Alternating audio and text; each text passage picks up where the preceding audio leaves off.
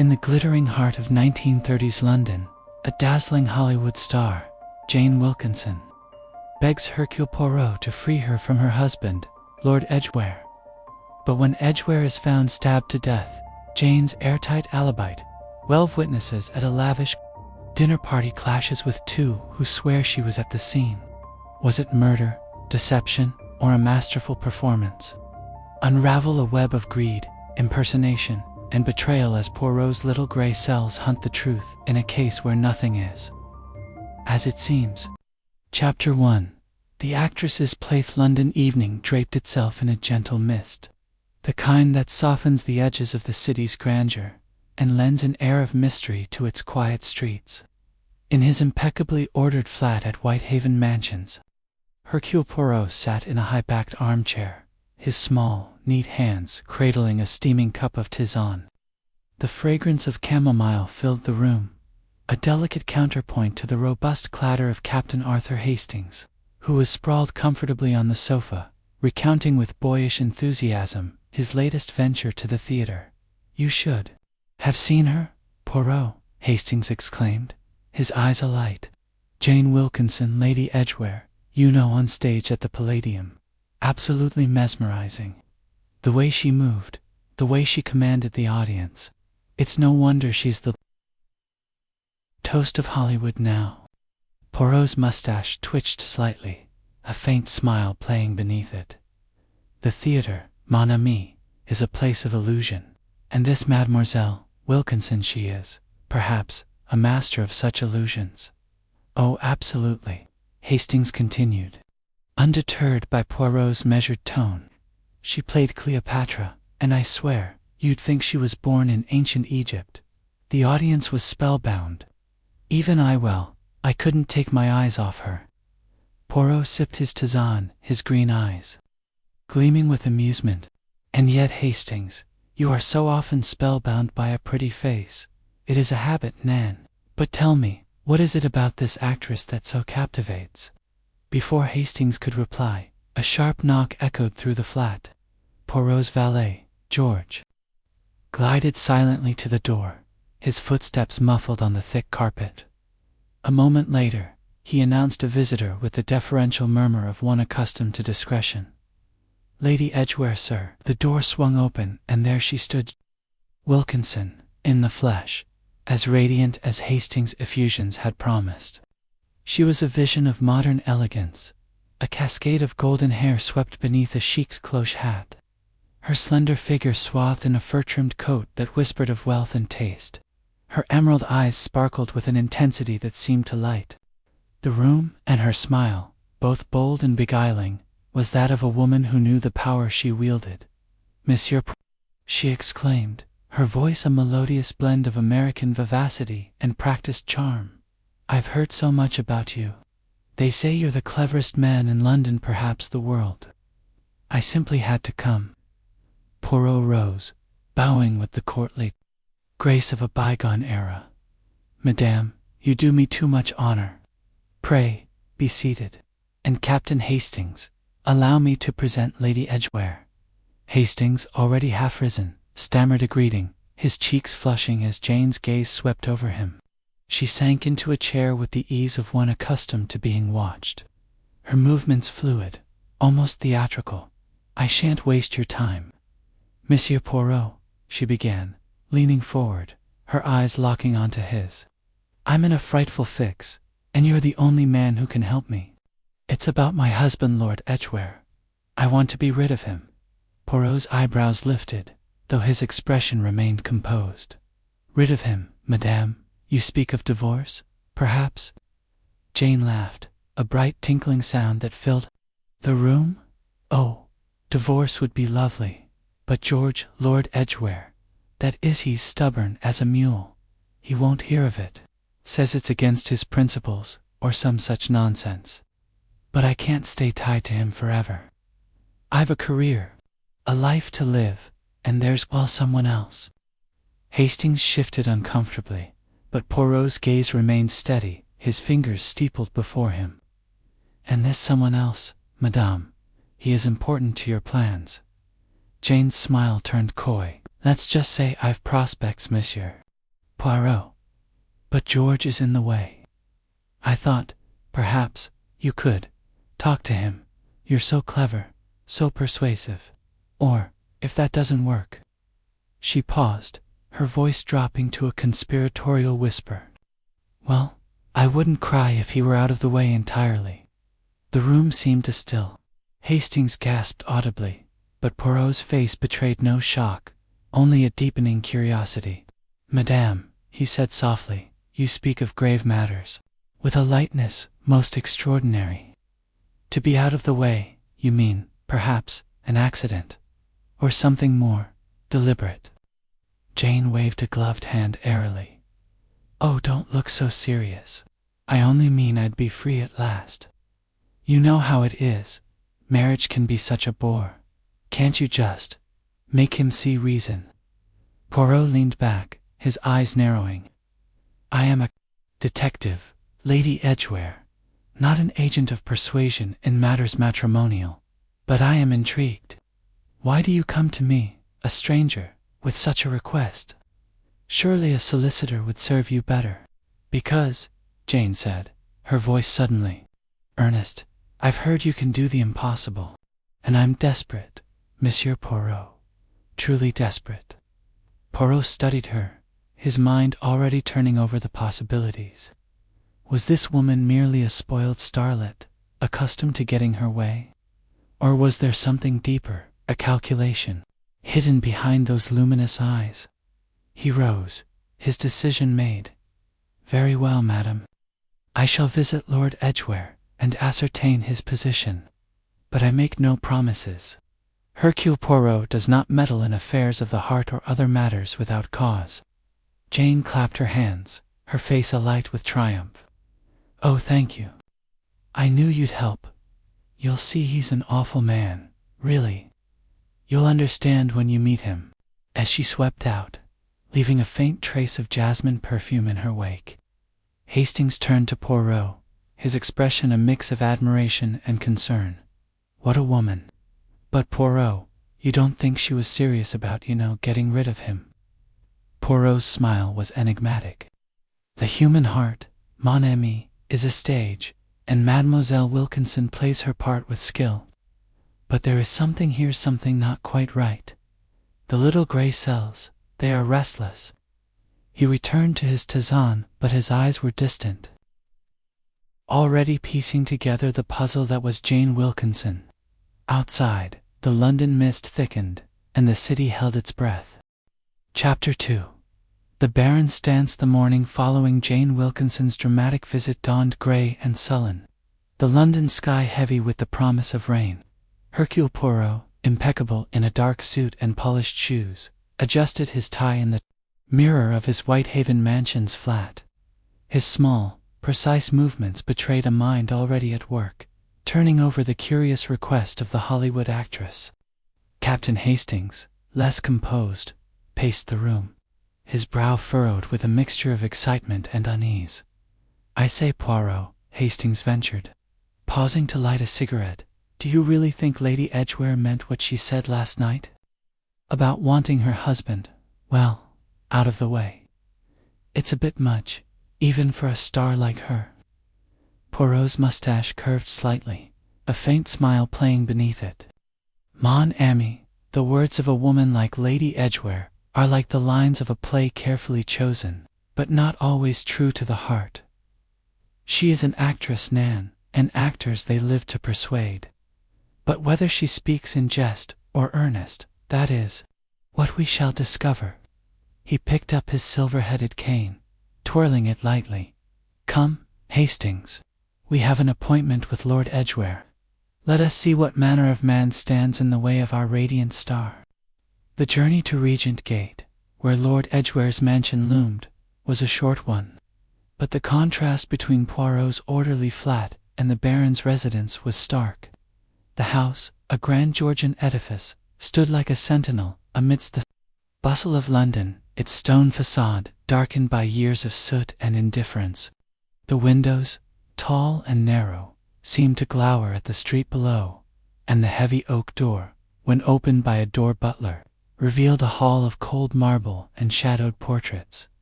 the butler, a man named Alton, with a face as unyielding as the stone. Around him, led them through a labyrinth of corridors to Lord Edgware's study. The air was thick with the scent of old leather and wax polish, and the silence was broken only by the faint tick of a grandfather clock. Hastings, ever sensitive to atmosphere, shivered slightly, though the room was warm. Lord Edgware awaited. Then behind a massive mahogany desk, his presence as imposing as the house itself. He was a man of middle age, tall and lean, with sharp aristocratic features that might have been handsome were it not for the coldness in his gray eyes. His hair, streaked with silver, was swept back from a high forehead, and his lips were set in a thin line, as though smiles were a luxury he seldom afforded. He rose as Poirot and Hastings entered, his movements precise, almost mechanical. "Monsieur Poirot," he said, his voice low and clipped, "I am told you are a man of discretion and intellect. I confess I am curious as to why you seek an audience." Poirot bowed, his manner as polished as his host's was austere. "Milord, I am grateful for your time. This is my friend, Captain Hastings. We come on a matter concerning your wife, Lady Edgware." Edgware's eyes narrowed, a flicker of irritation crossing his face. "Jane," he said, the name spoken with a faint sneer. "What has she done now? Another of her theatrical whims, no doubt." Poirot seated himself, his hands resting lightly on the arms of the chair. "She has come to me, milord, with a request. Most singular. She desires a divorce, and claims you are opposed. She believes, perhaps, that I might persuade you to reconsider." Edgware's laugh was short and harsh, like the snap of a dry twig. "Persuade me? That woman has a talent for delusion. I have no objection to a divorce. Indeed, I informed her of my consent months ago." Here he opened a drawer and produced a letter, its envelope pristine but unsealed. "I wrote this in April, agreeing to her terms. I intended to send it, but her constant travels made it unnecessary. She knows my position." Poirot leaned forward, his eyes keen as he examined the letter. The handwriting was meticulous, the words formal, a clear statement of Lord Edgware's willingness to dissolve the marriage. Yet it remained unsent, a detail that stirred Poirot's curiosity. "You did not post this, milord. May I ask why?" Edgware shrugged, a gesture that seemed out of place in his rigid demeanor. "Jane is impulsive. I assumed she would change her mind, as she so often does. Besides, I have little interest in her affairs. My life is here, with my work and my daughter." At the mention of a daughter, Hastings perked up. "You have a daughter, Lord Edgware?" "Yes," Edgware replied, his tone softening imperceptibly. "Geraldine. She is 18, and delicate. She has little to do with her mother's world, and I prefer it that way."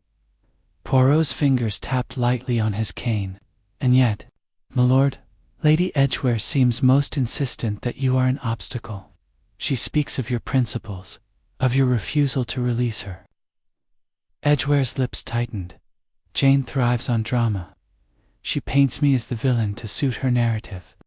I assure you, Monsieur Poirot, I have no desire to chain her to me. If she wants freedom, she has it, but she will not dictate my actions." The conversation was interrupted by a soft knock. The door opened to reveal a woman of middle years, her dark hair pulled into a severe bun, her spectacles glinting in the dim light. She carried a ledger, her posture straight as a ruler. "Miss Carroll," Edgware said, his voice resuming its cold edge. "My secretary. She handles my correspondence and affairs." Miss Carroll inclined her head, her expression neutral but her eyes sharp, taking in Poirot and Hastings with a glance. "I apologize for the interruption, my lord. There are documents requiring your signature." Edgware waved a hand. "Later, Miss Carroll. These gentlemen are here on a matter of some delicacy." Poirot seized the opportunity. "Mademoiselle Carroll, perhaps you can assist. You are aware, no doubt, of the correspondence between Lord Edgware and his wife. Miss Carroll's lips pursed slightly, as though weighing her words. I manage his lordship's letters, yes. I recall typing the divorce agreement, though it was not sent. Lady Edgware's whereabouts are often uncertain. Poirot nodded, his mind cataloguing her tone, her hesitation. And you have seen Lady Edgware recently? Not in months, Miss Carroll replied. She does not visit. Her life is elsewhere on stages, in headlines. As she spoke, a shadow moved in the doorway. A young woman, slight and pale, hesitated on the threshold. Her dark hair hung loosely about her shoulders, and her eyes, large and haunted, darted nervously between the men. She wore a simple gray dress, its plainness a stark contrast to the opulence of the house.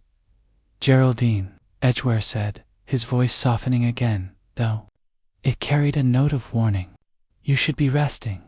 I heard voices, she murmured, her gaze settling on Poirot. I thought, perhaps it was about mother. Poirot rose, bowing slightly. Mademoiselle Geraldine, I am Hercule Poirot, and this is Captain Hastings. We are here on a matter concerning your mother, yes, but it is not for you to trouble yourself. Geraldine's lips trembled, but she nodded. She doesn't come here. She doesn't care about us. But father, her voice faltered, and she turned away, retreating as silently as she had appeared. Edgware's face hardened. My daughter is sensitive, Monsieur Poirot. Jane's absence is a kindness, in its way. Geraldine needs stability, not the chaos of her mother's world. Poirot inclined his head, his expression unreadable. I understand, my lord, we shall not detain you further, but I must ask, have you enemies perhaps? Those who might wish to complicate your affairs with Lady Edgware?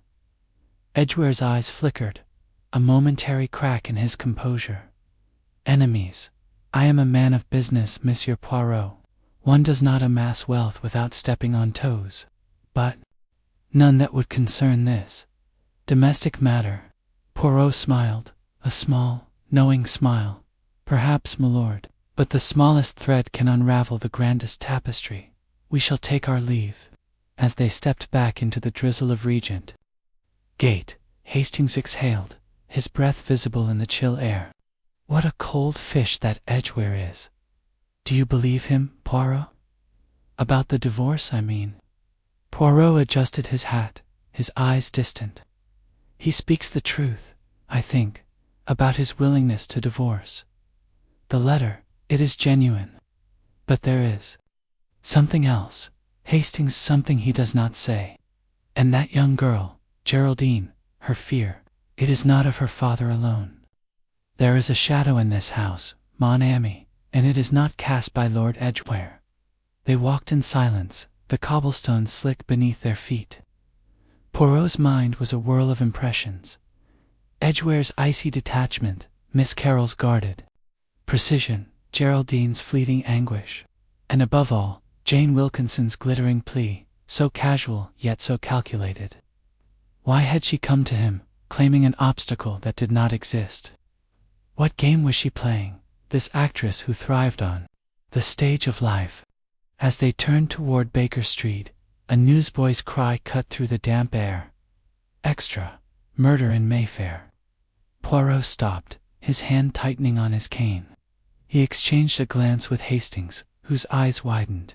Mon ami, Poirot said softly, I fear our little drama has only just begun. They purchased the paper. Its ink smudged, but its headline bold. Lord Edgware found dead in study. Hastings gasped. But Poirot's face was a mask of calm, his little gray cells already racing toward the truth. Chapter 3. A shocking discovery. The rain had begun to fall in earnest as Hercule Poirot and Captain Hastings hurried through the sodden streets of London, the newsboy's cry still ringing in their ears. The headline of the evening paper, clutched tightly in Hastings' hand, seemed to pulse with a life of its own. Lord Edgware found dead in study. The air was thick with the scent of wet pavement and coal smoke, and the city's usual clamor was muted, as though it too sensed the gravity of the moment. Poirot, Hastings said, his voice breathless as they neared Regent Gate. Do you think it's true? Could Edgware really be dead? We were just with him this morning. Poirot's eyes, sharp and unyielding, gleamed beneath the brim of his hat. The coincidence, mon ami, it is too striking to be mere chance. The little grey cells, they protest. We must see for ourselves what has transpired in the house of Lord Edgware. They arrived at the mansion to find it transformed from the sombre edifice of their earlier visit.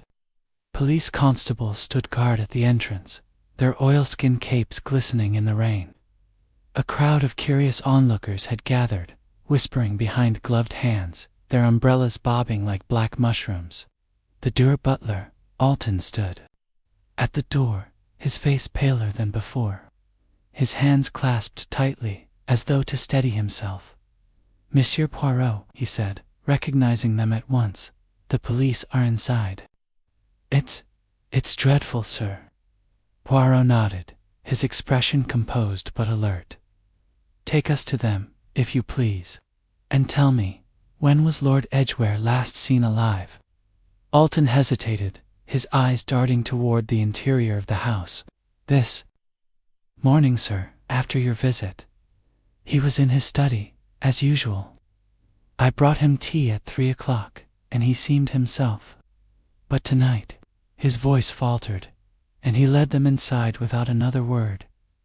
The marble hall felt colder now, its echoes sharper. They were met by Inspector Japp, his familiar figure bustling with purpose, his face set in the grim determination of a man accustomed to death, but never quite inured to it. His overcoat was damp, and his mustache bristled as he spotted Poirot. Well, Poirot, Japp exclaimed, shaking his hand with a vigor that belied the sombre occasion. Fancy you turning up here. Got a nose for trouble, haven't you? And Captain Hastings, too. Come to lend a hand, I hope. Poirot's mustache twitched with a faint smile. Inspector, it is not I who seeks trouble, but trouble that seeks me. We visited Lord Edgware this morning, and now we hear of his demise. Tell me, what has happened?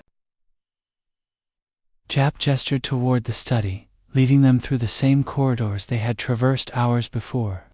Murder, plain and simple. Stabbed, right in his chair. Found about an hour ago by the butler. Nasty business. The study was much as they had left it, yet the atmosphere was altered, charged with the weight of death. Lord Edgware sat slumped in his high-backed chair behind the mahogany desk, his head tilted at an unnatural angle. A single wound, clean and precise, marked his chest, the dark stain of blood spreading across his pristine shirt. The room was undisturbed, no papers scattered, no furniture askew. The grandfather clock ticked on, its rhythm a mockery of the stillness before them. Poirot's eyes swept the scene, taking in every detail with the precision of a watchmaker. The desk held the same letter they had seen that morning, its envelope still unsealed, its contents untouched. A silver pen lay neatly beside it, and a half-drunk glass of brandy stood on a side table, its amber liquid catching the lamplight. The window was closed, the curtains undisturbed, and the carpet bore no signs of a struggle. Mon Dieu, Poirot murmured, stepping closer to the body. A single thrust, so clean, so deliberate. This was no act of passion, Inspector. This was calculated. Japp nodded, his notebook open. That's what I thought. No weapon found yet, but we're searching. The wound suggests a thin blade dagger. Perhaps death was quick, likely between 9 and 10 this evening, according to the doctor. Hastings, hovering at Poirot's elbow, looked pale, but who could have done it? The house was quiet when we left, and surely no one could enter unnoticed. Japp turned to Alton, who lingered in the doorway, his hands still clasped tightly. Tell Monsieur Poirot what you told me, Alton, about the visitor. The butler cleared his throat, his voice low but steady. It was Lady Edgware, sir. She came at 9:30, insisting on seeing his lordship. I told her he was not to be disturbed, but she wouldn't hear of it. She swept past me, straight to the study. I didn't see her leave. Poirot's head snapped up, his eyes narrowing. Lady Edgware, you are certain? Alton. The butler nodded, though his brow creased with unease. It was her, sir. The green gown, the way she moved, unmistakable. I've seen her before, though not often. Poirot exchanged a glance with Hastings, whose mouth had fallen open. But that's impossible, Hastings blurted. Jane was at a dinner party tonight. She told us so herself, and there must be a dozen people who can confirm it. Japp raised an eyebrow. A dinner party, eh? Well, that's convenient. Well, check her story, but if the butler's right, she was here. And not long before the murder. Poirot held up a hand, his voice calm but commanding. Let us not leap to conclusions. Miss Amos.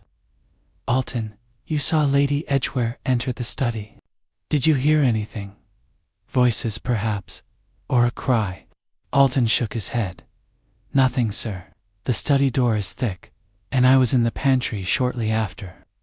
When I returned at 10 to bring his lordship's evening coffee, I found him, like this. Poirot turned to the desk, his gloved fingers hovering over the letter without touching it. And this letter, it has not been moved since this morning. No, sir, Alton replied. His lordship was particular about his papers. Everything is as he left it. Japp motioned to a woman standing near the fireplace, her severe bun and spectacles unmistakable. Miss Carroll, the secretary, was upstairs at the time. She says she saw Lady Edgware too. Miss Carroll stepped forward, her face pale but composed. I was in my office on the first floor, overlooking the hall. I saw Lady Edgware arrive, just as Alton said.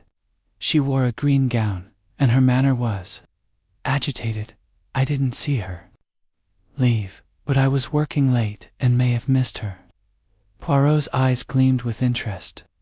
You saw her face, Mademoiselle Carroll? Miss Carroll hesitated, her fingers tightening on her ledger. Not clearly, no. The hall was dimly lit, and I was at a distance. But the gown, the posture, it could only have been her. Poirot nodded slowly, his mind racing. He knelt beside the body, examining the wound with care. No fingerprints on the glass or desk, he asked Japp. None, Japp replied. Wiped clean, or the killer wore gloves. We're dusting the room, but it's a tidy job. Too tidy, if you ask me. Poirot rose, his gaze sweeping the room once more. And Mademoiselle Geraldine, where was she this evening? Miss Carroll's lips pursed. In her room, I believe. She keeps to herself, especially in Chanchage's system, herself. The poor girl's nervous, and I don't blame her. Poirot's expression remained impassive, but his eyes were alight with thought. The alibi of Lady Edgware. It is most intriguing, is it not? A dozen witnesses place her across town, yet two witnesses place her here at the time of the murder. The impossible alibi, Inspector, it is a puzzle that demands the attention of Hercule Poirot. Japp grunted. Sounds like a challenge you'll relish. But if she was here, how'd she manage to be in two places at once? That, Poirot said, his voice soft but firm, is what we shall discover. Hastings, come. We must pay a visit to this dinner party of Lady Edgware's. The truth, it hides in the details. As they stepped back into the rain-soaked night, Hastings muttered, It's impossible, Poirot. She couldn't have done it. You saw her charm last night. She's not a murderer. Poirot's smile was enigmatic. Charm, mon ami, is the mask of many motives. And this crime, it wears a mask of its own. Let us unmask it. The rain fell harder as they hailed a cab, the city blurring around them. Poirot's mind was already piecing together the fragments: Jane's plea, Edgware's letter, the butler's certainty, the secretary's glimpse, the absence of fingerprints. Somewhere in this web of contradictions lay the truth, and he would find it, as he always did. Chapter 4. The dinner party, the rain had softened to a drizzle as Hercule Poirot and Captain Hastings stepped from their cab onto the gleaming pavement of Belgravia. The grand townhouse of Sir Montague Corner stood before them, its windows ablaze with light, casting golden reflections on the wet street. The air carried the faint hum of voices and the clink of glass, evidence of the lively gathering within. Poirot adjusted his overcoat, his eyes sharp beneath the brim of his hat, while Hastings, still clutching the now Sedan evening paper, looked eager to escape the damp. "Poirot," Hastings said, his voice tinged with excitement, "if Jane Wilkinson was truly at this dinner party all evening, as she claims, then the butler and Miss Carroll must be mistaken. It's the only explanation." Poirot's mustache twitched, a subtle sign of amusement. "Mon ami, you are quick to trust the word of a beautiful woman. But the truth, it does not always wear a green gown and a charming smile. Let us see what these guests of Sir Montague have to say." They were ushered into the townhouse by a footman, whose starched livery and impassive expression spoke of a household accustomed to grandeur. The hall was a vision of polished oak and crystal chandeliers, its warmth a stark contrast to the chill of Regent Gate. From the drawing-room came the murmur of conversation, punctuated by occasional laughter. The footman led them to Sir Montague, a portly man with a florid face and a booming voice, who greeted them with the enthusiasm of a host eager to impress. "Monsieur Poirot," Sir Montague exclaimed, shaking Poirot's hand vigorously. "I've heard of your exploits, sir. Quite the sleuth, aren't you?" And Captain Hastings delighted. "Come, join us, though I hear you're here on grim business." Poirot bowed, his manner polished but purposeful. "Indeed, Sir Montague, we seek to confirm the presence of Lady Edgware at your gathering this evening. A matter most serious depends upon it." Sir Montague's joviality faltered, his eyes narrowing. "Lady Edgware. Jane was the star of the evening, as always. You can't mean she's mixed up in this dreadful affair with her husband?" Poirot's smile was enigmatic. "I seek only the truth, monsieur. May we speak with your guests?" The drawing-room was a scene of elegance, filled with a glittering array of London's elite. Actors mingled with aristocrats, their voices a symphony of wit and affectation. The women wore gowns of silk and satin, their jewels catching the light, while the men, in evening dress, leaned close in animated discussion. At the center of it all stood Jane Wilkinson, resplendent in a shimmering green gown that clung to her like a second skin. Her golden hair was swept up in a style both modern and regal, and her laughter rang out, drawing every eye. She was, as Hastings had described, mesmerizing.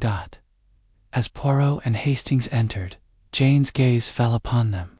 Her smile widened, but her eyes held a flicker of something wariness perhaps, or calculation. She glided toward them, her movements as fluid as a dancer's. "Monsieur Poirot," she cried, extending a gloved hand. "And dear Captain Hastings, what a surprise! Have you come to join the party, or is this about poor George? I heard the news, simply ghastly." Poirot took her hand, his eyes never leaving her face. "Madame, we come to clarify a point most curious. You were here, you say, all evening." Jane's laugh was light, almost musical. "Of course. Ask anyone. I arrived at 8, and have hardly had a moment to myself. Sir Montague's parties are never dull, you know." Sir Montague, hovering nearby, nodded vigorously. "Quite right. Jane was the life of the party, never left the room, except perhaps to powder her nose. Isn't that so, your grace?" He addressed the Duke of Merton, a young man with a languid air and an impeccable tailcoat, who stood sipping champagne. The Duke smiled faintly. "Indeed. Lady Edgware was in fine form, charming us all with tales of Hollywood. I don't believe she stepped away for more than a moment." Poirot's gaze swept the room, noting the guests, a playwright with a monocle, a soprano in peacock blue, a retired colonel with a bristling mustache, and, in a quiet corner, a woman who seemed out of place. She was slight, with mousy brown hair and a plain gray dress that contrasted sharply with the room's opulence. Her eyes, behind thick spectacles, darted nervously as she clutched a glass of lemonade. "And who is that, Sir Montague?" Poirot asked, nodding toward the woman. "Oh, that's Miss Ellis," Sir Montague replied dismissively, "a governess. I believe she's here with the Caraway family, tutors their children. Bit of a wallflower, but harmless." Poirot's interest sharpened, though his face remained impassive. "May we speak with her, and perhaps others, to confirm the evening's events?" Sir Montague waved a hand. Of course. Make yourselves at home." Poirot began his inquiries with the precision of a conductor, moving from guest to guest, his questions gentle but probing. The playwright confirmed Jane's presence, recalling her witty retort to a jest about Shakespeare. The soprano praised Jane's gown, noting its vivid hue. The colonel, gruff but genial, swore Jane had been at his elbow during a discussion of military strategy. 12 in all vouched for her, their accounts consistent. Jane Wilkinson had been the heart of the party, never absent for long, yet Poirot's little gray cells were not satisfied. He approached the footman, a young man named Harris, whose eyes widened at the detective's attention. "You served tonight. Tell me, did Lady Edgware leave the room at any point?" Harris hesitated, glancing toward Jane, who was now laughing. "With the Duke? Well, sir, she did step out once, I think, around 9:30, maybe. Said she needed air, but she was back in 10 minutes, all smiles." Poirot's eyes gleamed. 10 minutes, you say? And where did she go?" "Dunno, sir. Out the side door, toward the garden, I reckon. It was quick, like I said." Poirot thanked him and turned to Miss Ellis, who stood alone, her lemonade untouched. Her face paled as he approached, her fingers tightening on the glass. "Mademoiselle Ellis," Poirot said, his voice soft but firm, "you were here all evening. You saw Lady Edgware?" Miss Ellis nodded, her voice barely above a whisper. "Yes, she was. Everywhere. Talking, laughing. Everyone noticed her. And you, mademoiselle, you were not so noticeable, perhaps." Her cheeks flushed. "I'm not like them. I'm just here for the Caraway children. I don't belong in such company." Poirot studied her, noting the tremor in her hands, the way her eyes avoided his. "And yet you see much, I think. Tell me, did Lady Edgware leave Streisand's system leave at any time? Or did you mean something else?" Miss Ellis's flush deepened, and she stammered, I don't know what you mean, Monsieur Poirot." "I mean," Poirot said gently, "that you are nervous, mademoiselle. It is not unusual in such a grand setting. But I wonder did something trouble you this evening?" Her glasses slipped down her nose, and she pushed them back with a trembling finger. "It's just the murder, sir. Everyone's talking about it. Poor Lord Edgware. It's dreadful." Poirot nodded, his gaze steady. "Indeed, and Lady Edgware? She was here throughout the evening, you say?" "Yes," Miss Ellis replied quickly. "She was radiant. Never out of sight, really. I mean, she might have stepped out for a moment, but we all did at some point. The room was warm." Poirot's smile was kind, but his eyes were sharp. "A moment, you say? Do you recall when?" Miss Ellis frowned, her brow creasing. I'm not sure. Perhaps around 9:30. I wasn't watching closely. I was distracted." "Distracted," Poirot pressed, his voice like silk. "The children," she said hastily. "They were restless tonight. I had to check on them." Poirot thanked her and moved away, his mind worried.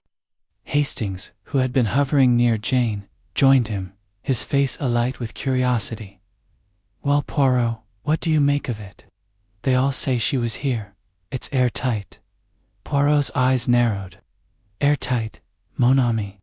No, there is a crack. The footman speaks of 10 minutes, Miss Ellis of a moment. The timing, it is vague, and vagueness is the friend of deception. We must learn more of this, Miss Ellis. There is something about her, something that does not fit. They returned to Jane, who was now seated on a velvet sofa, fanning herself with a delicate hand. Monsieur Poirot, she said, her voice playful, have you solved the mystery already? Not yet, Madame, Poirot replied, his tone grave. But I am curious. You told us you were here all evening, yet to witnesses place you at Regent Gate at the time of the murder. How do you explain this? Jane's laughter was bright, but her eyes flickered. Me at Regent Gate? Darling, I was here, surrounded by admirers. Ask the Duke, ask Sir Montague, ask anyone. It's a mistake, that's all. Some silly servant got it wrong. Poirot inclined his head. Perhaps, but mistakes they are rare in matters of murder, we shall see. As they left the townhouse, Hastings shook his head. She's telling the truth, Poirot. She has to be. A dozen people can't be wrong. Poirot's smile was enigmatic. A dozen people, mon ami, can be charmed. And charm is the greatest disguise of all. Come, we have work to do. The drizzle had stopped, leaving the air cool and sharp. Poirot's mind was a whirl of contradictions. Jane's alibi, the butler's certainty, Miss Carroll's glimpse, the footman's 10 minutes, and Miss Ellis's nervous glance. The puzzle was taking shape, and he would not rest until every piece was in place. Chapter 5. The look-alike the London night had settled into a quiet chill as Hercule Poirot and Captain Hastings emerged from Sir Montague Corner's glittering townhouse. The street lamps cast long shadows on the damp pavement, and the air held a faint temps of smoke from distant chimneys. Hastings, his overcoat buttoned against the cold, glanced at Poirot, whose small, precise steps betrayed a mind in restless motion. I say, Poirot, Hastings ventured, his breath visible in the cool air. Jane's alibi seems watertight. A dozen witnesses, all respectable, and yet you're still suspicious. What's nagging at you? Poirot's eyes gleamed beneath the brim of his hat, his mustache twitching with a hint of a smile. Mon ami, it is precisely the perfection of this alibi that troubles me. 12 witnesses, all charmed by the radiance of Lady Edgware, yet none can account for every moment of her evening. The footman speaks of 10 minutes, Miss Ellis of a moment. Such discrepancies, they are the cracks in the facade of truth. And this Miss Ellis, she interests me greatly. They hailed a cab, the clatter of hooves on cobblestones filling the silence as they made their way to Poirot's flat at Whitehaven Mansions. The journey gave Poirot time to reflect, his little grey cells sifting through the evening's revelations. Jane Wilkinson's charm, her unshakable confidence, the nervous demeanor of Miss Ellisall were pieces of a puzzle that refused to align. By the time they reached the flat, Poirot had resolved to pursue a new thread, the identity of the governess who seemed so out of place among Belgravia's elite. The next morning, the sun broke through the clouds, casting a pale light over London. Poirot, immaculate in a charcoal suit, sat at his desk, a cup of steaming chocolate before him. Hastings, less composed, paced the room, his curiosity undimmed by the late hour of their return. Poirot, he said, pausing to light a cigarette. You mentioned Miss Ellis. Do you really think she's involved? She seemed so ordinary. Poirot's fingers steepled, his eyes narrowing. Ordinary, mon ami. That is precisely why she intrigues me. In a room of peacocks, the sparrow stands out. I have made inquiries, and I have learned something most interesting. Miss Ellis, it seems, is not merely a governess. She was once an actress and understudy to none other than Jane Wilkinson herself. Hastings' cigarette froze halfway to his lips. An actress, but she's so plain. No offense to the poor girl, But she's nothing like Jane. Poirot's smile was enigmatic. The stage, Hastings, is a place of transformation, and an understudy. She learns to mimic her star in every detail, voice, gesture, even the tilt of the head. Let us pay a visit to this Miss Ellis. I suspect she holds a key to our mystery. They set out for the Caraway residence, a modest but respectable house in Kensington where Miss Ellis served as governess. The street was quiet, lined with neat brick terraces, their windows framed by ivy. A maid answered the door, her apron crisp, and led them to a small parlor where Miss Ellis awaited. She stood as they entered, her gray dress as unremarkable as it had been the night before, her spectacles glinting in the morning light. Her hands, clasped tightly, betrayed a nervous energy. Monsieur Poirot, Captain Hastings, she said, her voice soft but steady. I didn't expect to see you again so soon. Is this about the murder? Poirot bowed, his manner courteous but probing. Mademoiselle Ellis, we seek only to clarify certain matters. You were most kind to speak with us last night, but I have questions. May we sit? Miss Ellis nodded, gesturing to a pair of worn armchairs.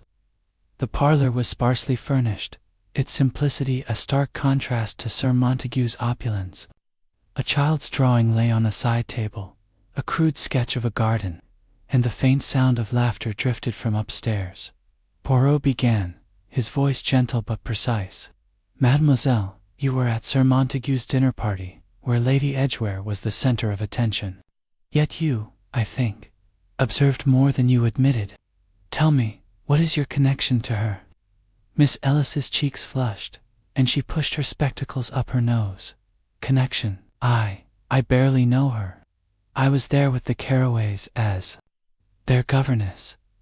Lady Edgware is, well, she's famous. Everyone knows her. Poirot's eyes gleamed. But you know her better than most, Nan. I have learned that you were once her understudy, in the days before she conquered Hollywood. You studied her, imitated her. Is this not so? Miss Ellis's hands tightened, her knuckles whitening. That was years ago, Monsieur Poirot. I was young, barely out of school. I worked in a small theater company, and yes, I stood in for Jane. A few times, but I left the stage. It wasn't for me. Hastings leaned forward, unable to contain himself. But you must have been good. To mimic someone like Jane Wilkinson, that takes talent. Miss Ellis's lips twitched, a faint smile that vanished quickly. I was adequate, but Jane was the star. I could never match her presence. I prefer my life now, with the children. Poirot's gaze was unwavering. And yet, mademoiselle, you were at Regent Gate last night, were you not? Dressed in a green gown, perhaps, and mistaken for Lady Edgware. Miss Ellis gasped, her hand flying to her mouth. Regent Gate? No, monsieur. Poirot, I was at the dinner party, as I told you. I never left, except to check on the children. You must believe me. Poirot leaned back, his fingers tapping lightly on his cane.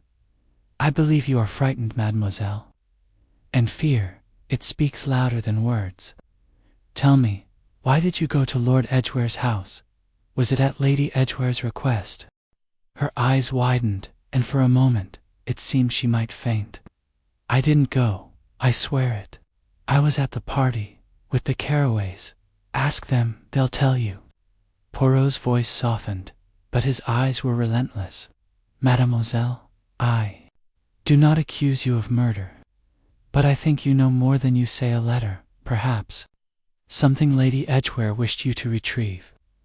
Miss Ellis's face crumpled, and she buried it in her hands. It wasn't like that, she whispered. She asked me to help her. Said there was a letter at Regent Gate, something that could ruin her. She begged me to go, to pretend to be her. I owed her. She helped me once, when I was desperate. But I didn't go. I couldn't. I was at the party, I swear.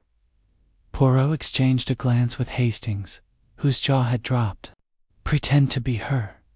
Hastings blurted. You mean impersonate her?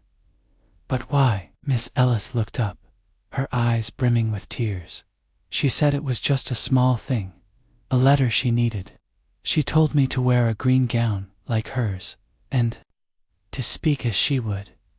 But I didn't do it. I was afraid. I stayed at the party. Poirot's expression was unreadable, but his mind was racing. And this letter, what did she tell you of its contents? She wouldn't say, Miss Ellis replied, her voice barely audible. Only that it was private, and that Lord Edgeworth would use it against her. I wanted to help, but I couldn't bring myself to go.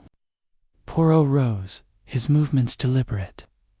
Mademoiselle, you have been most helpful. We shall trouble you no further for now. But I advise you to speak the truth, always. The little gray cells, they do not rest until they find it. As they left the Caraway house, Hastings shook his head. Good Lord, Poirot, do you think she's telling the truth? That she didn't go to Regent Gate?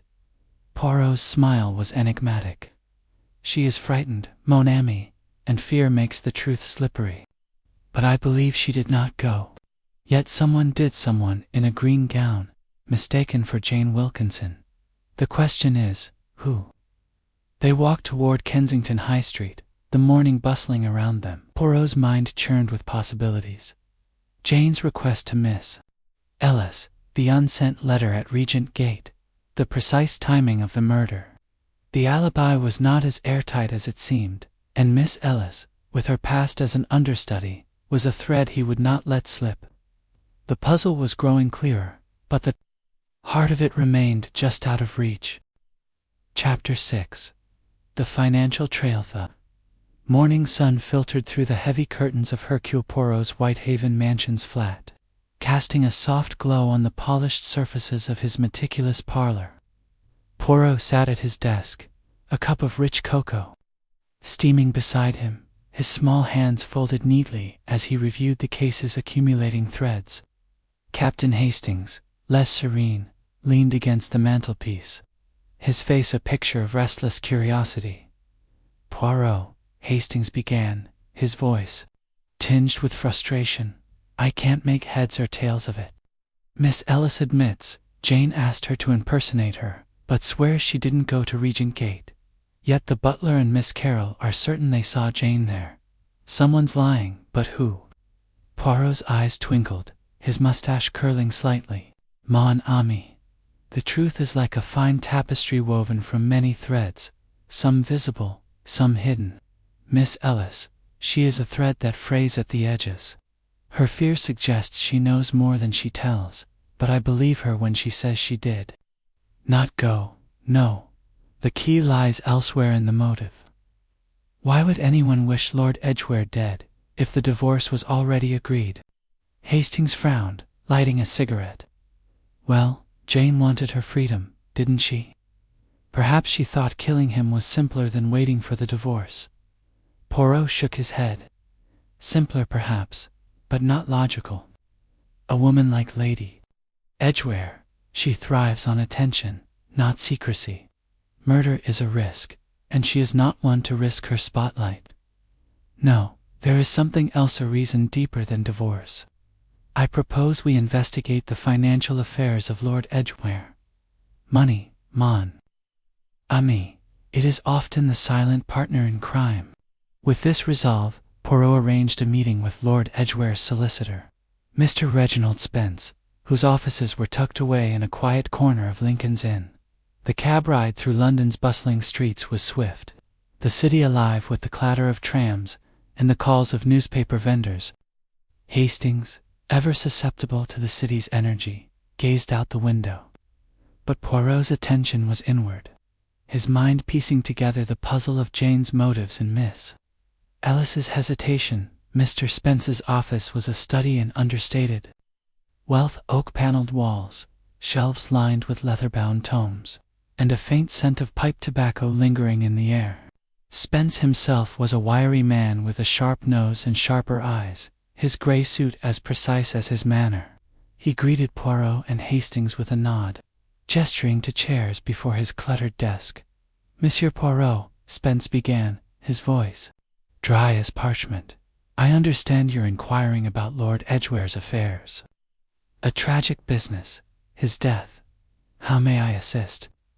Poirot leaned forward, his hands resting lightly on his cane. Monsieur Spence, I seek to understand the financial position of Lord Edgware. His marriage to Lady Edgware. It was strained, and yet he agreed to a divorce. Were there matters of money that might have influenced this decision? Spence's eyes narrowed, a flicker of caution crossing his face. Lord Edgware was a wealthy man, but not without troubles. His estate, while substantial, has been strained in recent years. Investments in overseas ventures, rubber plantations, mostly have not yielded as expected. He was frugal, mind you, but his wealth was not what it once was. Poirot's interest sharpened, and the terms of his will. Who stands to benefit now that he is dead? Spence hesitated, adjusting his spectacles. I suppose there's no harm in telling you, now that he's gone. Lord Edgware revised his will 6 months ago. The bulk of his estate property, investments, the lot goes to his daughter, Geraldine. Lady Edgware was to receive a modest settlement in the event of a divorce, but nothing more. He was adamant she not inherit the estate. Hastings let out a low whistle. So Jane gets nothing. That's motive enough, isn't it, Poirot? Poirot's smile was subtle. Perhaps, mon ami. But tell me, Monsieur Spence, was Lady Edgware aware of this change? Spence shrugged. I couldn't say. Lord Edgware was private about such matters. But Jane, she's not one for discretion. She's been living beyond her means for years. Debts piling up, creditors circling. Hollywood pays well, but not well enough for her tastes. Poirot's fingers tapped his cane, his mind racing. And were there others who might have wished to control the estate? Creditors, perhaps, or business associates? Spence leaned back, his expression guarded. Lord Edgware had his share of rivals, as any man of his stature does. There was talk of a dispute with a financier, Mr. Ronald Marsh, over a failed venture. But nothing I'd call murderous. As for creditors, Jane's were more pressing than his. Poirot nodded, filing away the name. One final question, monsieur. Did Lord Edgware ever mention a letter, something compromising, perhaps, that lady Edgware might have feared? Spence's brow furrowed. A letter, not to me. He was meticulous about his correspondence, but he never spoke of anything unusual. Miss Carroll, his secretary, would know more. She handled his personal papers. Thanking Spence, Poirot and Hastings left the office, the solicitor's words echoing in Poirot's mind. The financial trail was clear. Lord Edgware's fortune was dwindling, and Jane, with her mounting debts, stood to gain little from his death. Yet the unsent divorce letter and Miss Ellis's confession suggested a deeper game. Poirot resolved to speak with Geraldine, whose haunted eyes had lingered in his memory since their brief encounter. They found Geraldine at a small boarding house in Bloomsbury, a far cry from the grandeur of Regent Gate. The landlady, a stout woman with a suspicious squint, showed them to a modest sitting room where Geraldine awaited. She was seated by a window, a book open on her lap, though her eyes were fixed on the street below. Her grey dress was faded, her dark hair loose, and her expression carried the same fragility Poirot had noted before. Mademoiselle Geraldine, Poirot said, bowing. I am Hercule Poirot, and this is Captain Hastings. We met briefly at your father's house. May we speak with you? Geraldine's gaze flickered, her hands tightening on the book. Yes, of course. Is this about father? Poirot nodded, seating himself across from her. We seek to understand the events leading to his death. You are his heir, I understand. Did you know of his plans to leave his estate to you? Geraldine's lips parted, a flash of surprise crossing her face. I knew he was changing his will, but I didn't think much of it. Father never discussed money with me, he said. It was vulgar. And your mother, Lady Edgware? Poirot asked gently. What was her role in your life? Geraldine's eyes darkened. She's not my mother. Not really. She left when I was a child, chasing her career. I barely know her, but lately she hesitated, her voice dropping. She's been writing to me, saying she wants to help me, to give me a better life. She promised money, freedom from father's rules. Hastings leaned forward, his sympathy evident. And did you believe her? Geraldine's fingers twisted the book's pages. I wanted to. Father was strict, cold. I thought Jane might understand, but she always wanted something in return. She asked me to keep Miss Carroll busy that night, to make sure she wasn't near the study.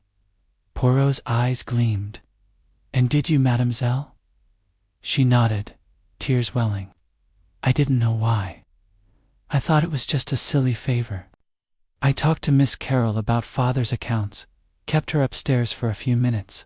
I didn't know he'd die. Poirot's voice was soft but firm.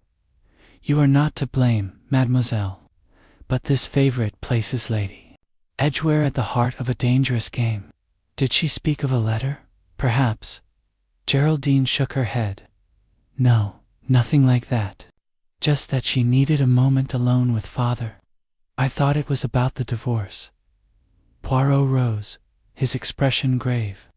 You have been most helpful, mademoiselle. Rest now, the truth it will come. As they left Bloomsbury, Hastings shook his head. Poor girl, caught in Jane's schemes. But what's this about a letter, Poirot? Miss Ellis mentioned it, too. Poirot's smile was enigmatic.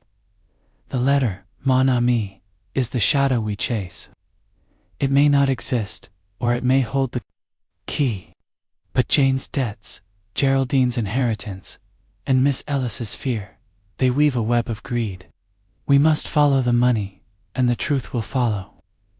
The sun was setting as they returned to Whitehaven Mansions, London's skyline a silhouette against the fading light. Poirot's mind churned. Jane's financial desperation, Geraldine's unwitting role, the unsent divorce letter.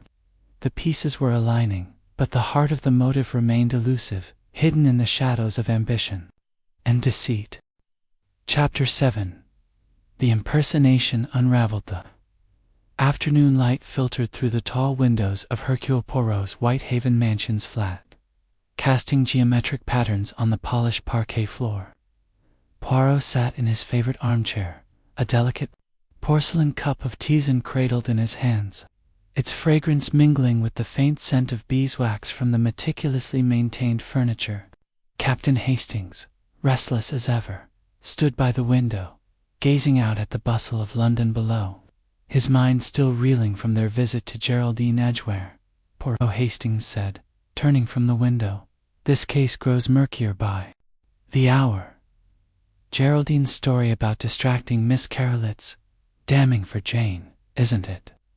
But how could she have been at Regent Gate, when everyone swears she was at the dinner party? Poirot's eyes gleamed, his mustache twitching, with the faintest hint of a smile.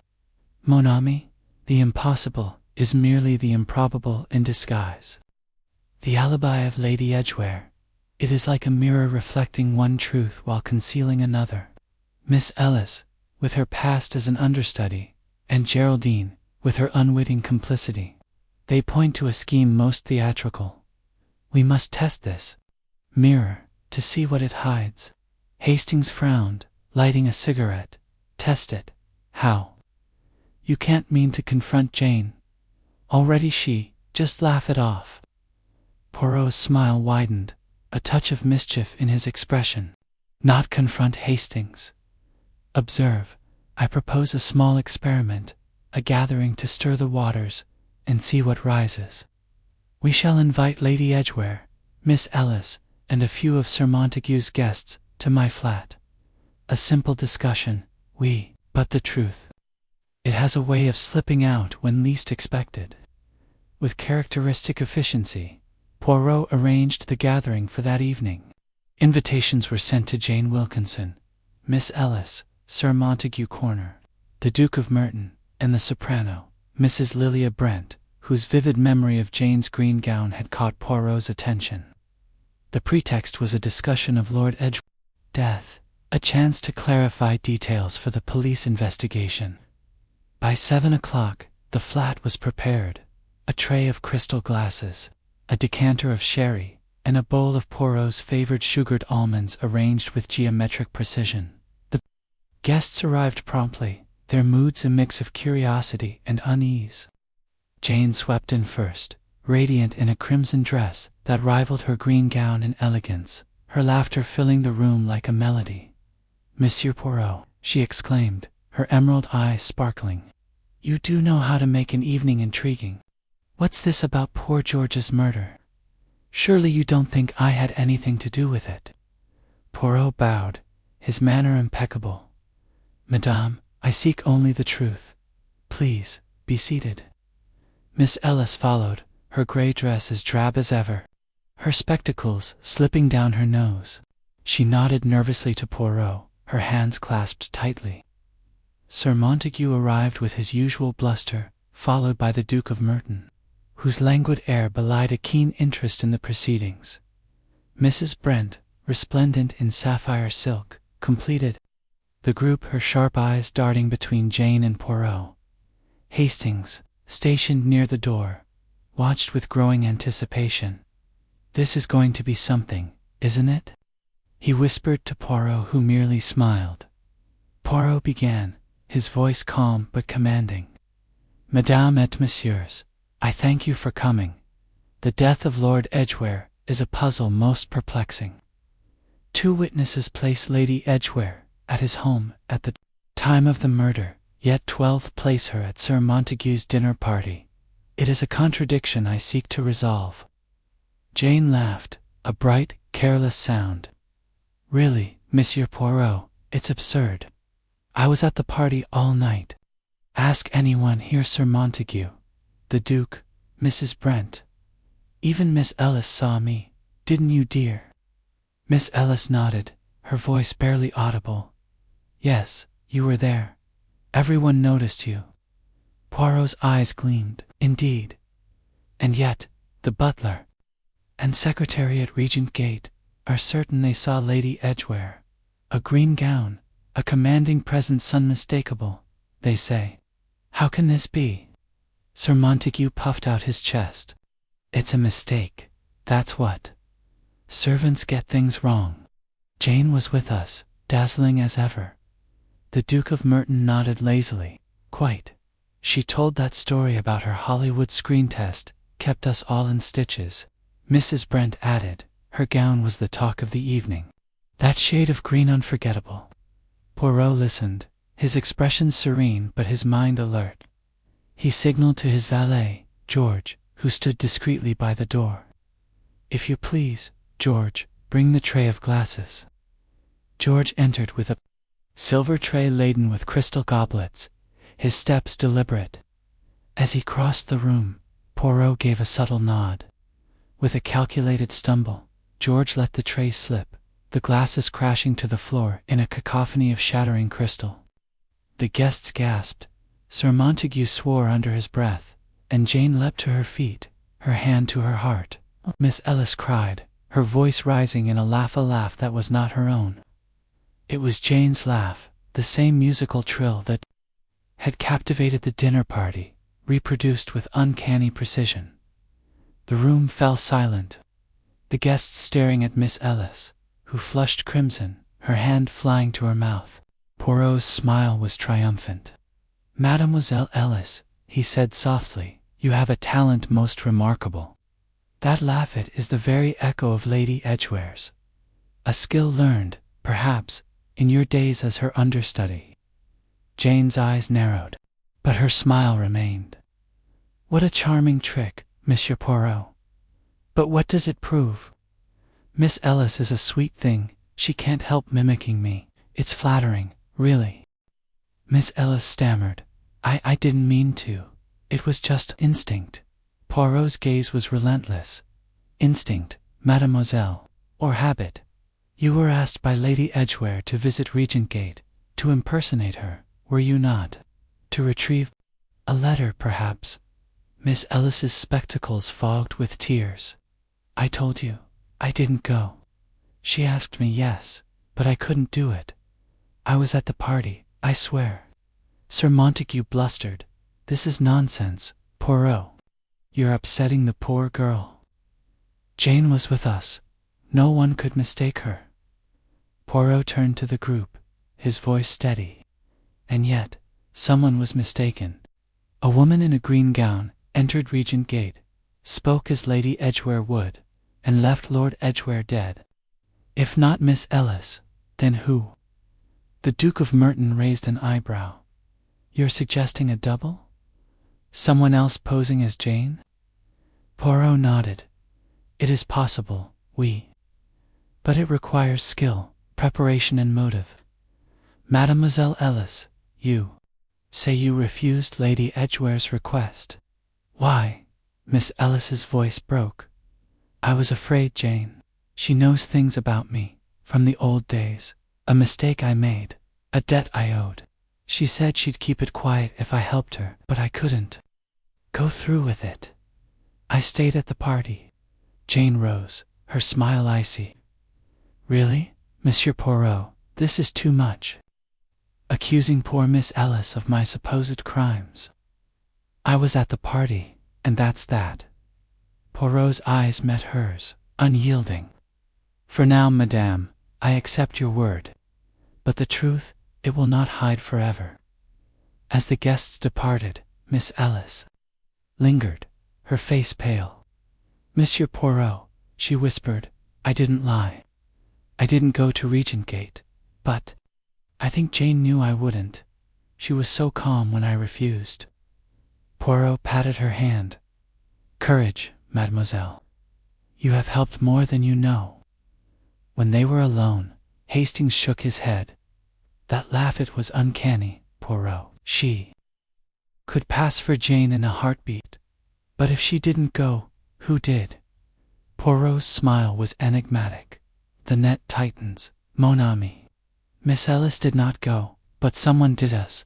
Someone who knew Jane's manner, her laugh, her gown. We must look closer at Lady Edgware's circle. The answer lies there. The evening deepened, London's lights twinkling beyond the window. Poirot's mind churned. Miss Ellis's mimicry, Jane's composure, Geraldine's distraction of Miss Carol. The impersonation was the key, but the hand that wielded it remained just out of sight. Chapter 8. Geraldine's Secret.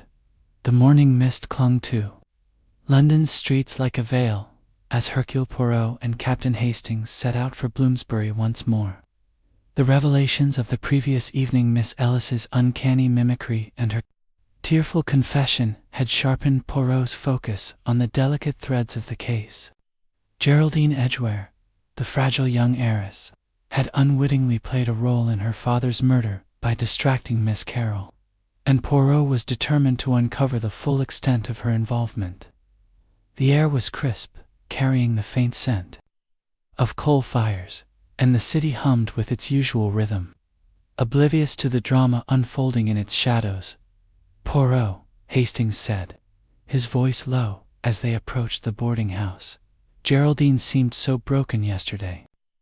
Do you really think she knew what Jane was planning? She's just a girl, caught in the middle. Poirot's eyes gleamed beneath the brim of his hat. Mon ami, innocence is no shield against manipulation. Geraldine is young, but she is not blind. Her love for her mother, however strained, and her resentment of her father, these are the strings Lady Edgware plays like a maestro. We must learn what else she knows. The boarding house, a narrow brick building with peeling paint, stood in stark contrast to the grandeur of Regent Gate. The landlady, Mrs. Higgs, greeted them with the same suspicious squint, her apron stained from breakfast preparations. Miss Geraldine's in her room, she said, leading them up a creaking staircase. Poor thing's been quiet since yesterday. hardly touched her tea. Geraldine was seated by a small window, her pale hands folded in her lap, a shawl draped over her shoulders despite the warmth of the room. The space was sparsely furnished: a single bed, a chipped washstand, a shelf of worn books, but a vase of fresh daisies lent a touch of brightness.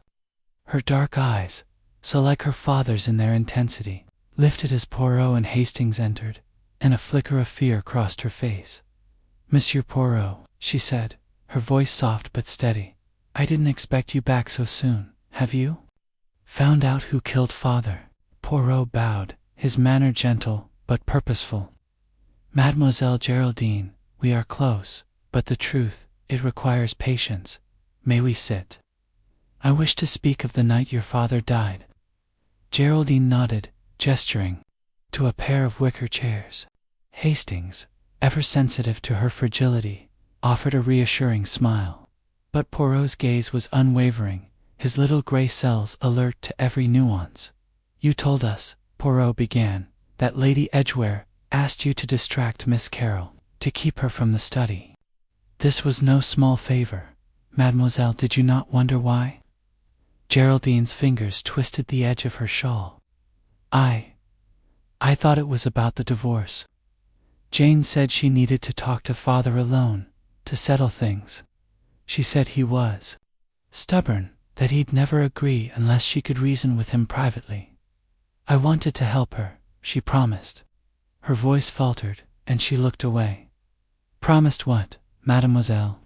Poirot pressed, his voice soft but insistent. Geraldine's eyes filled with tears. "She promised me a new life.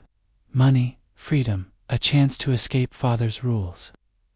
He was so strict, Monsieur Poirot. He controlled everything: my clothes, my books, even my friends. Jane said she'd take me to America, where I could be someone new." Hastings leaned forward, his sympathy evident. "And you believed her?" Geraldine nodded, a tear slipping down her cheek. "I wanted to.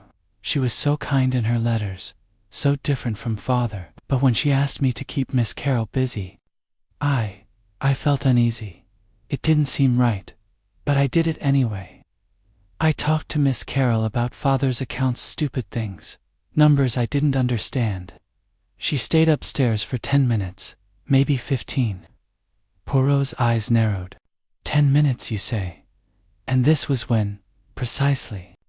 "Around 9:30, Geraldine replied, her brow creasing. "I remember the clock chiming. I kept her talking until Jane's car left. I heard the engine from the hall window." Poirot's fingers tapped lightly on his cane. "And did you see Lady Edgware that night, mademoiselle, at Regent Gate?" Geraldine shook her head fiercely. "No. I stayed in my room after that. I didn't want to see father. He'd been angry all day, ever since your visit. I thought Jane would fix everything." Poirot leaned back, his mind racing. The timing aligned with the murder, and Geraldine's distraction of Miss Carroll had created a window for the killer to act unobserved. But her anguish, her trembling sincerity, convinced him she had not known the full extent of Jane's plan. She was a pawn, not a conspirator. Mademoiselle, Poirot said gently, "Did Lady Edgware ever speak of a letter? Something she feared your father held?" Geraldine frowned, her hands stilling. "A letter? No, she never mentioned anything like that.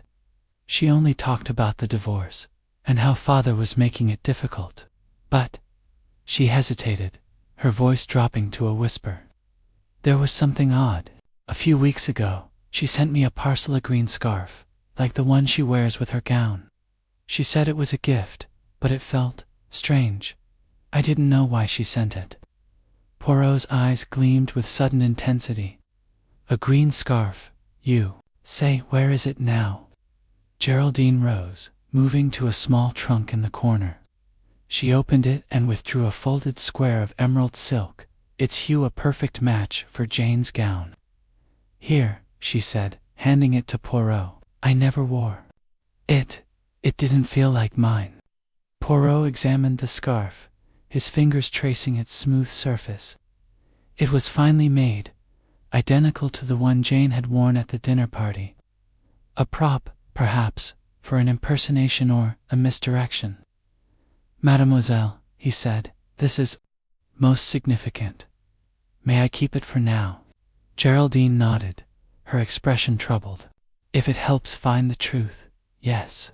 But Monsieur Poirot, I didn't know what she was planning. I swear it." Poirot patted her hand, his voice soothing. "I believe you, mademoiselle. You have been used, but your heart is not guilty. Rest now. We shall see justice done." As they left the boarding house, Hastings shook his head, his face a mix of pity and frustration. "Poor Geraldine.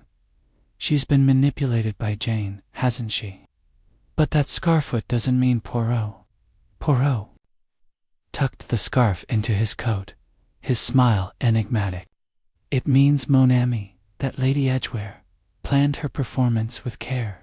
The scarf, the gown, the distraction of Miss Carroll, these are the props of her stage. But for what play? That is what we must discover." They walked toward the cab stand, the mist lifting to reveal a city bathed in pale sunlight. Poirot's mind churned. Geraldine's innocence, the scarf's significance, Jane's promises of wealth. The financial trail had led to Geraldine's inheritance, but the scarf suggested a deeper deception, one tied to the impersonation at Regent Gate. The net was tightening, but the true motive remained just beyond his grasp. Chapter 9. The alibis flawed. The late afternoon light cast a golden hue over London as Hercule Poirot and Captain Hastings returned to Whitehaven Mansions, the emerald scarf tucked safely in Poirot's coat pocket. The flat was a haven of order, its polished surfaces gleaming under the soft glow of a single lamp. Poirot settled into his armchair, his fingers steepled, his eyes distant with thought. Hastings, unable to match his friend's calm, paced the room, his mind a whirl of questions sparked by Geraldine's revelations. "Poirot," Hastings said, pausing to light a cigarette, "that scarf, it's a queer thing for Jane to send." "Geraldine, do you think it was meant for the impersonation? But if Miss Ellis didn't go to Regent Gate, who did? And how does it all fit with Jane's alibi?" Poirot's mustache twitched, a faint smile playing beneath it. "Mon ami, you ask many questions, but they all lead to one truth. Lady Edgware is a woman of calculation.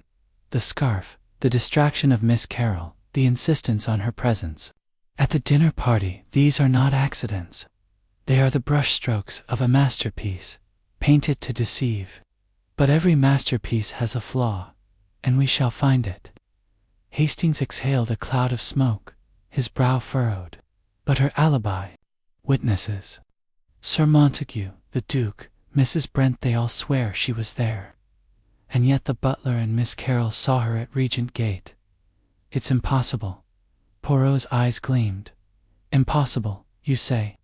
Nan, it is merely improbable. The alibi, it is like a clock beautifully crafted, but dependent on every gear. If one gear slips, the time is false. We must return to the dinner party, to the moments when Lady Edgware was not seen.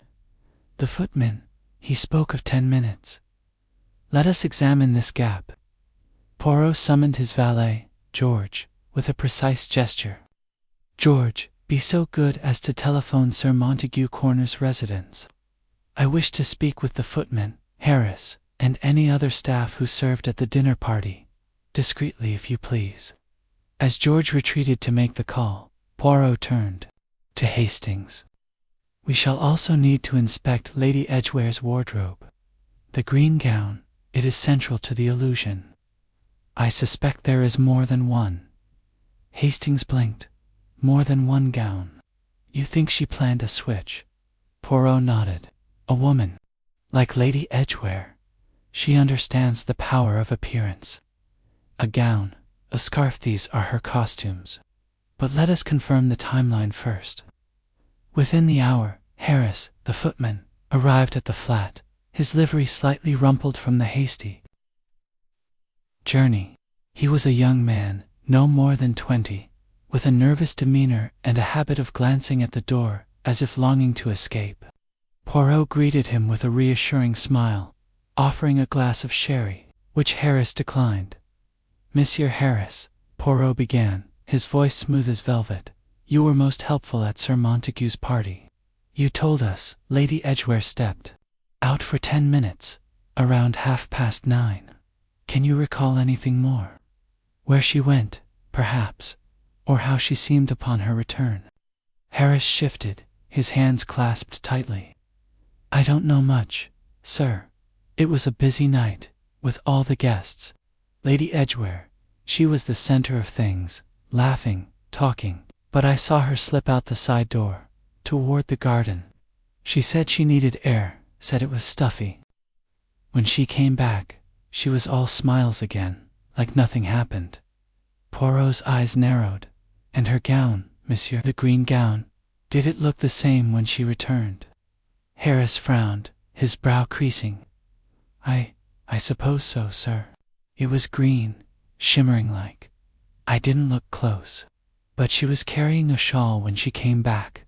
Green one, like the scarf you're holding." He nodded toward the emerald silk on Poirot's desk. Poirot's fingers brushed the scarf, his mind racing. "And how long, precisely, was she gone?" 10 minutes, maybe 12, Harris replied. "I checked the clock when she left 9:30. Near enough. She was back before the dessert course." Poirot thanked him, dismissing him with a nod.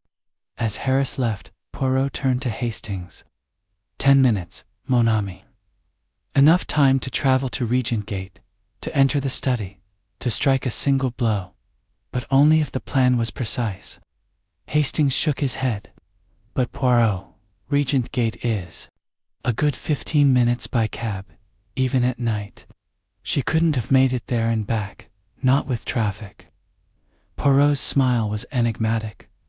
"Unless, mon ami, she never went far. Let us hypothesize. Lady Edgware leaves the party, changes her gown, and returns, her absence covered by the dazzle of her return. But someone else, dressed as her, goes to Regent Gate. The green gown, the scarf, these create the illusion." Hastings' eyes widened. "You mean Jane planned it all? But who was at Regent Gate? Miss Ellis swears she didn't go." Poirot said. "Miss Ellis did not go. But the scarf, it suggests another player, one we have not yet met. We must see Lady Edgware's wardrobe." They arranged to visit Jane at her hotel suite in Mayfair. A task made easier by her flair for drama, she agreed readily, delighted by the attention. The suite was a vision of luxury, silk drapes, gilded mirrors, and a chaise long strewn with furs. Jane greeted them in a silk robe, her golden hair loose, her smile as radiant as ever. "Monsieur Poirot," she exclaimed, gesturing to a tray of cocktails. "You're tireless, aren't you? What's this about my wardrobe? Do you think I'm hiding a dagger in my dresses?" Poirot bowed, his eyes scanning the room. "Madame, I seek only to understand the details of your evening at Sir Montague's. Your green gownet was much admired. May we see it?" Jane laughed, leading them to a walk-in closet that rivaled a boutique. Gowns hung in rows, a rainbow of silks and satins. She pulled out the green gown, its fabric catching the light like liquid emerald. "Here it is," she said. "The talk of the party. Isn't it divine?" Poirot examined it closely, noting its flawless condition, no tears, no stains. "And you wore this all evening, madame?" "Of course," Jane replied, her eyes wide with innocence. "I never took it off. Why would I?" Poirot's fingers paused at the hem, his gaze sharpening. "And you have only one such gown?" Jane's laugh was a touch too bright. "One's enough when it's this stunning, don't you think?" But Poirot's eyes had caught a glimpse of something, a second green gown, tucked at the back of the closet, its fabric identical but its hem slightly frayed. He said nothing, merely nodding. "Most interesting, madame. And your scarf, the green one you carried that night?" Jane's smile faltered for a fraction of a second. "Oh, that old thing. I must have misplaced it. You know how it is things get lost in the whirl of a party. Poirot thanked her, his manner impeccable, and they left the suite. As they descended the hotel stairs, Hastings shook his head. 2 gowns, Poirot, you were right, but why 2? And where's the scarf? Poirot's smile was triumphant. The second gown, mon ami, is the key. Jane wore one at the party, slipped out, changed into the other, and sent another to Regent Gate in her place. The scarf Geraldine received was meant for the impersonator, to complete the illusion. But the frayed hem, it tells a story. They returned to the flat, where Poirot examined the scarf again, his fingers tracing its edges. Hastings, he said, call Inspector Japp. Ask him to search the study once more. For a green glove, perhaps, to match the gown and scarf. Hastings stared. A glove. You think Jane left something behind? Poirot nodded.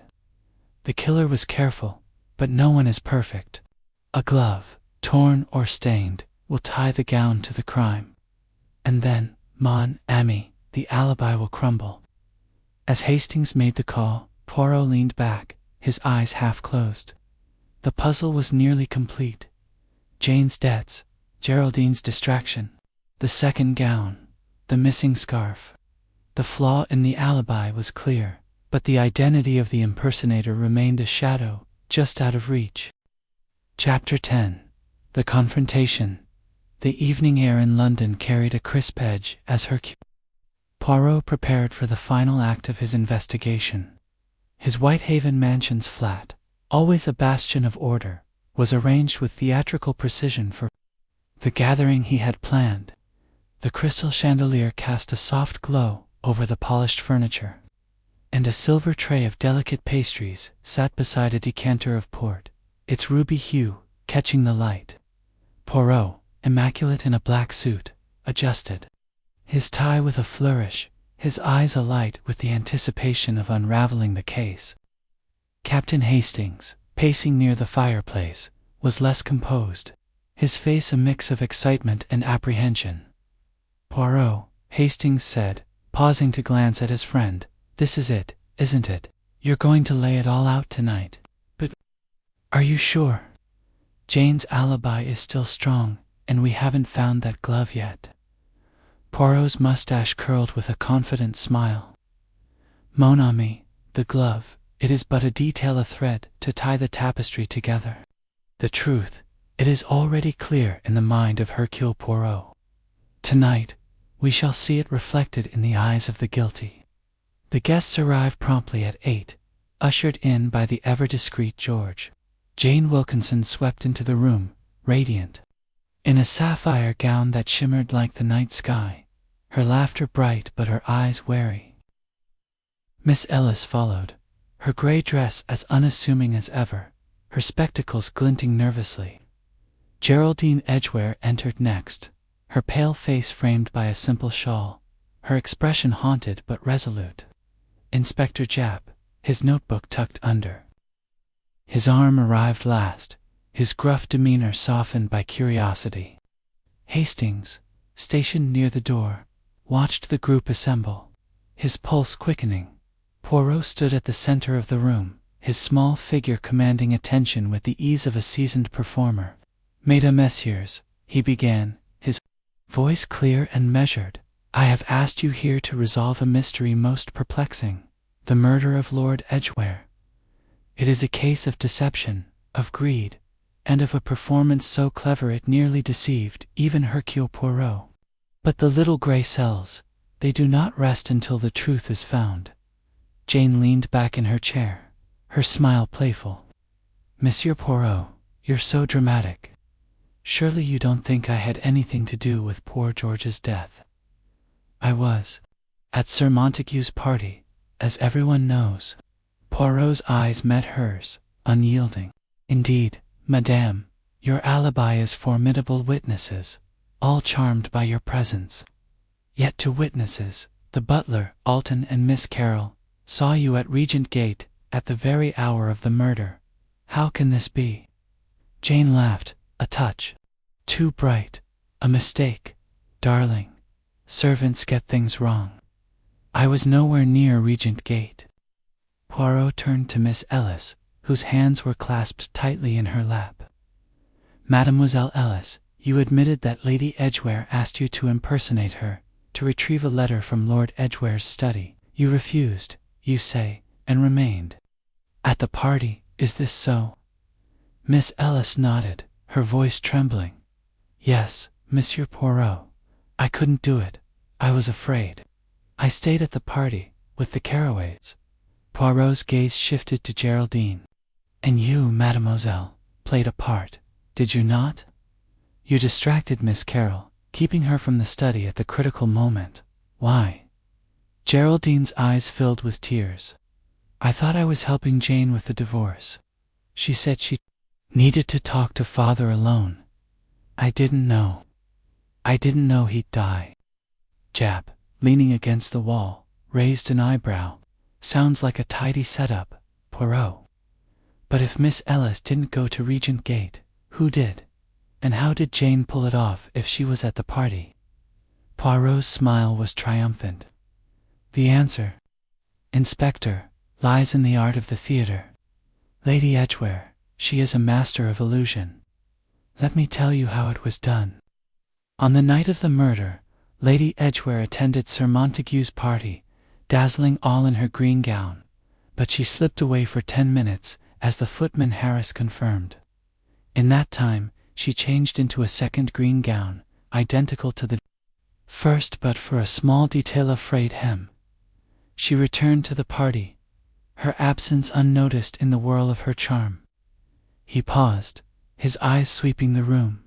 But at Regent Gate, another woman appeared, dressed in a green gown and scarf, mimicking Lady Edgware's manner. This was not Miss Ellis, who lacked the courage, but another someone trained in Jane's ways, perhaps from her theatrical past.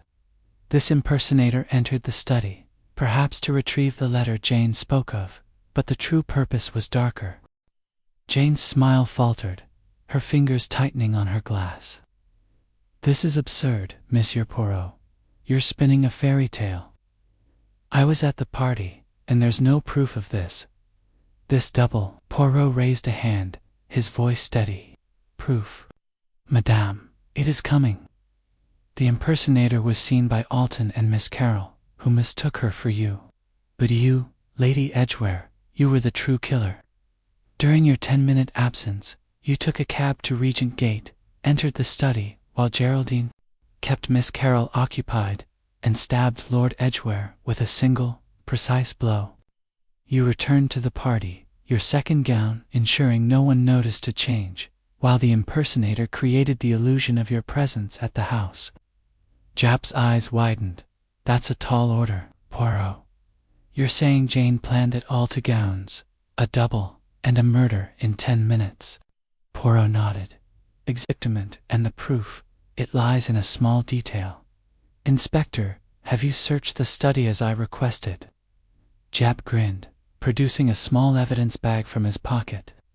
Inside was a green glove, its cuff torn, its fabric a perfect match for the gown in Jane's closet. Found it this afternoon, tucked behind a bookcase. Matches the description you gave. Jane's face paled, but she rallied, her laugh brittle. A glove? That proves nothing. Anyone could have left it. Poirot's eyes gleamed. Not anyone, madame.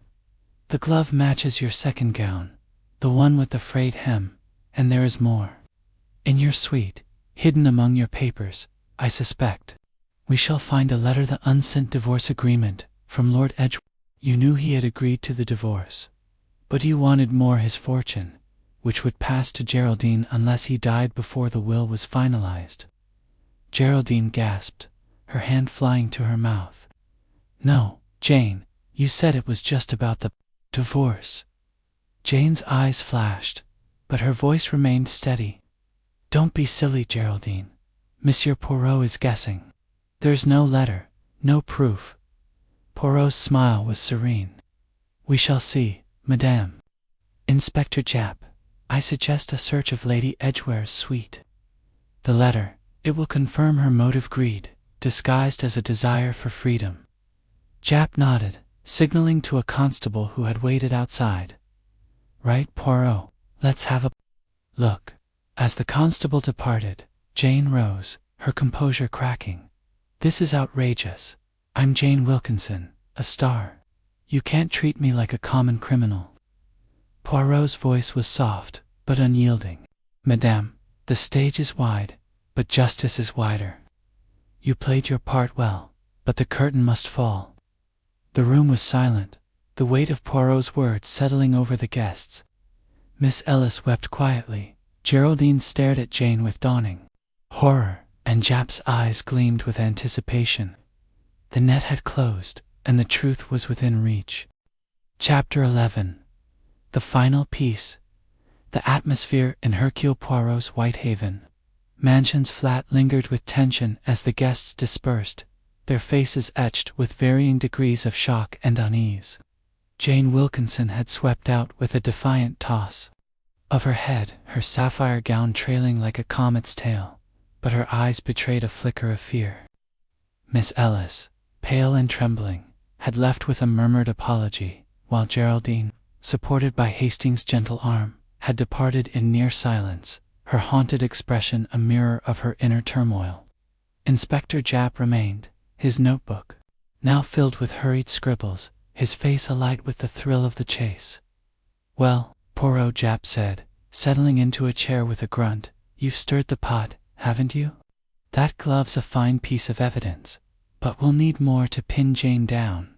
If that letter's in her suite, though, he trailed off, his eyes gleaming. Poirot, standing by the fireplace, adjusted a silver candlestick with a precise touch. The letter, Inspector, it is the keystone. Lady Edgware's motive, her greed for Lord Edgware's fortune, depends on her knowledge that the divorce would leave her with nothing.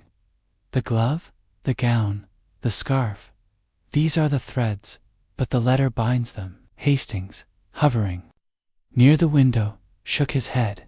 I still can't believe it. Poirot, Jane, a murderer. She's so vibrant. And yet, that glove, how? Did you know it was there? Poirot's mustache twitched, a faint smile playing beneath it. Mon ami, the mind of Hercule Poirot sees what others overlook. The frayed hem of the second gown, it suggested haste, a mistake made in the act of changing. A glove, torn in the struggle, or caught on a bookcase, was a natural consequence. But come, we must await the results of the inspector's search. Japp had dispatched a constable to Jane's Mayfair hotel suite, armed with a warrant and Poirot's precise instructions to search for the unsent divorce letter. As they waited, Poirot poured himself a tisane, its chamomile fragrance filling the room. Hastings, restless, lit a cigarette, the smoke curling toward the ceiling. Poirot, Hastings said, exhaling, what about the impersonator? You said it wasn't Miss Ellis. Who was it then? Someone else from Jane's theatrical past. Poirot's eyes gleamed.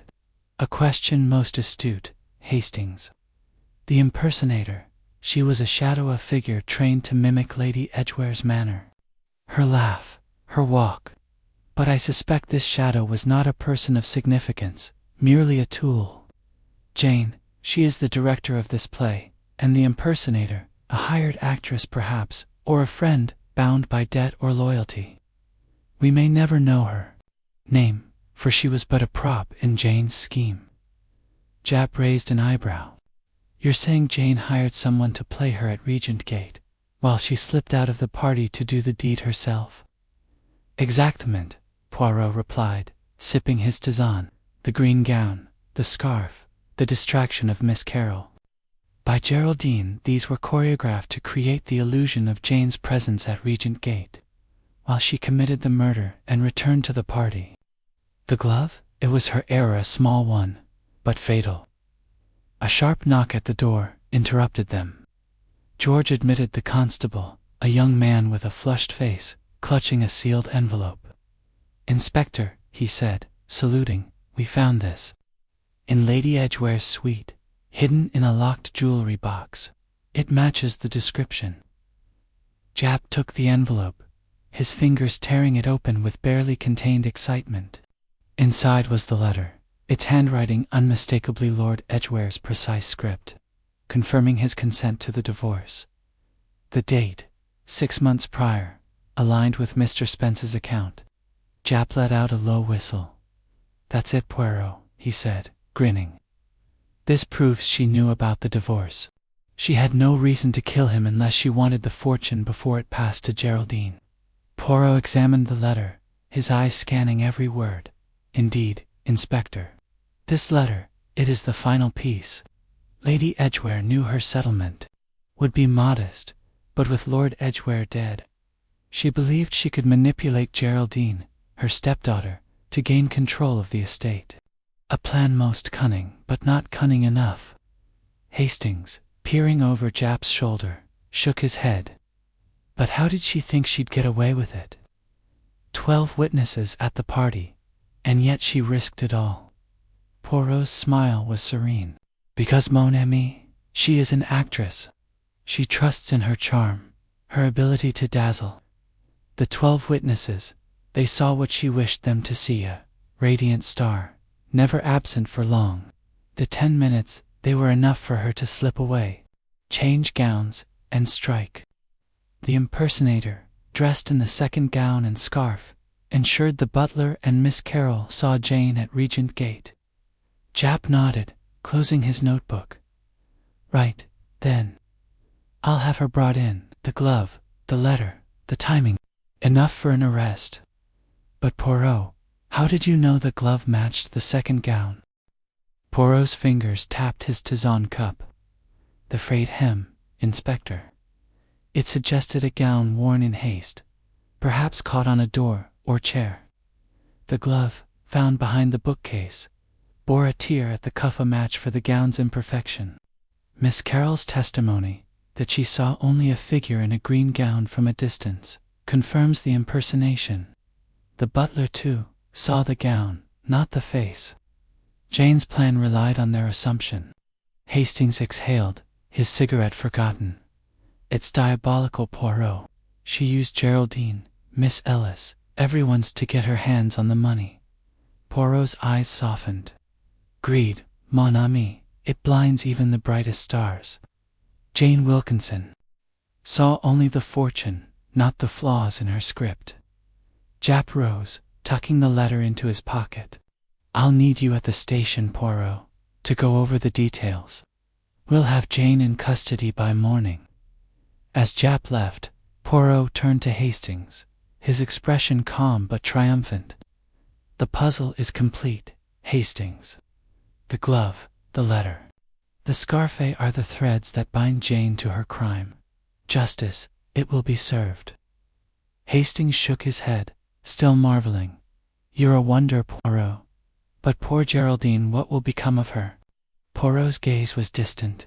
"She will heal, mon ami, in time. The truth, though painful, sets her free from Jane's shadow." The night settled over London, the city's lights twinkling beyond the window. Poirot sipped his tisane, his mind already turning to the next challenge, while the weight of the case lifted, leaving only the clarity of truth. Chapter 12. The Little Grey Cells Triumph. The soft glow of dawn crept through the curtains of Hercule Poirot's Whitehaven mansion's flat, painting the room in hues of gold and shadow. The air was still, carrying the faint aroma of Poirot's morning cocoa, which steamed gently on the polished table beside his armchair.